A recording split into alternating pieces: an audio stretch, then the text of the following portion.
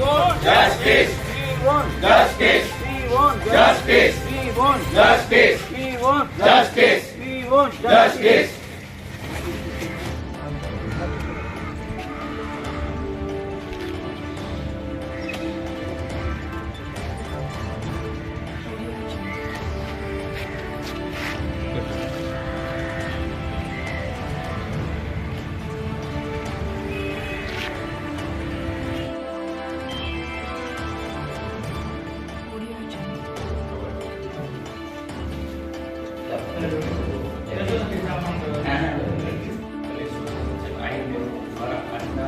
રાષ્ટ્રવ્યાપી હડતાલનું આયોજન કર્યું.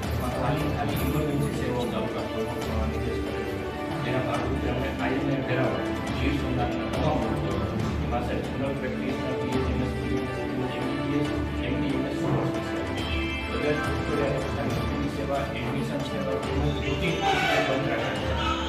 ખાલી દર્દીઓને હેરાનગતિ ના પડે એના માટે ખાલી ઇમરજન્સી સેવાઓ ચાલુ રાખે છે. એક મિનિટ પરિચય. હું ડૉક્ટર નિર્ઝરી ખાનકી, આંખના સર્જન, સરકારી હોસ્પિટલ વેરાવળ.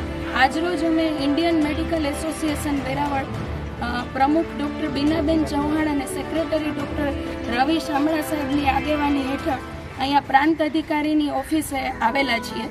તારીખ 9મી ઓગસ્ટના કોલકાતાના આરજીકર મેડિકલ કોલેજ અને હોસ્પિટલમાં જે સેકન્ડ યર ટ્રેઇની રેસિડન્ટ તરીકે ફરજ બજાવતા ડૉક્ટર મોમિતા દેબનાથ સાથે જે અતિશય હીન કૃત્ય કે દુષ્કર્મ અને હત્યાનું જે વિરોધમાં અમે લોકો બધા ડૉક્ટર અહીં એકઠા થયા છે અને પ્રાંત અધિકારીને આવેદનપત્ર આપ્યું છે.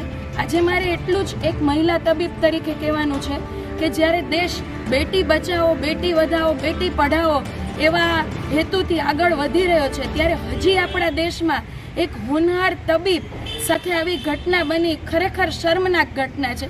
અને એના વિરોધમાં અમે સૌ દેશવ્યાપી આઈએમએ આજે હડતાલ જાહેર કરી છે, જેમાં ઇમરજન્સી સેવાઓ ઉપલબ્ધ છે પણ રોજ નિયમિત રીતે ચાલતી ઓપીડી અને ઓપરેશનો આજ 17મી ઓગસ્ટના અમે બંધ રાખેલા છે.